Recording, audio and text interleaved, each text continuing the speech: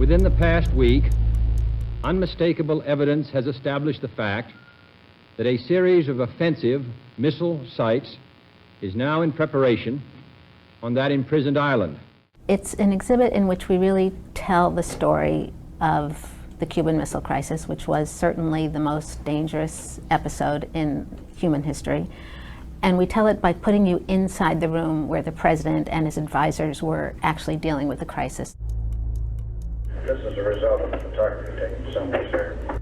How do you know this is a medium-range ballistic missile? The lens, sir.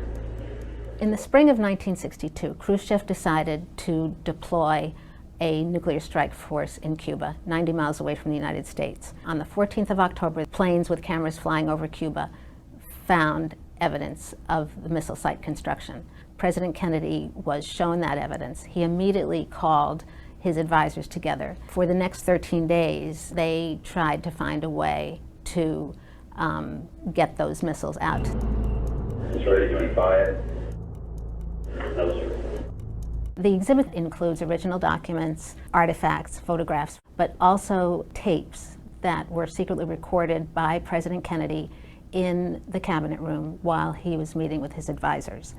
This blockade and political action I see leading into war. It'll lead right into war.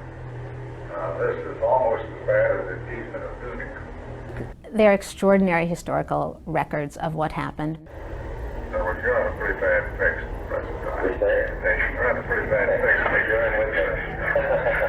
There's really nothing to reveal why the president created those tapes. Some historians say it's because he wanted them as he prepared his memoirs, but we just don't know. We introduce the characters of Khrushchev, leader of the Soviet Union, and Fidel Castro in Cuba by way of personality studies that were conducted by the CIA.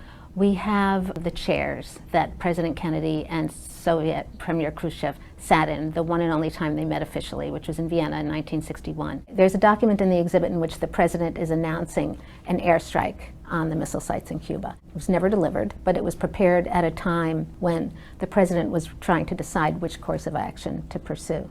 We have a map that was used during the briefings, and we have in Kennedy's own hands where he marked where the missile site installations were. And it just gives you an extra dose of reality about the humanity of these people. I call upon Chairman Khrushchev to halt and eliminate this clandestine, reckless, and provocative threat to world peace.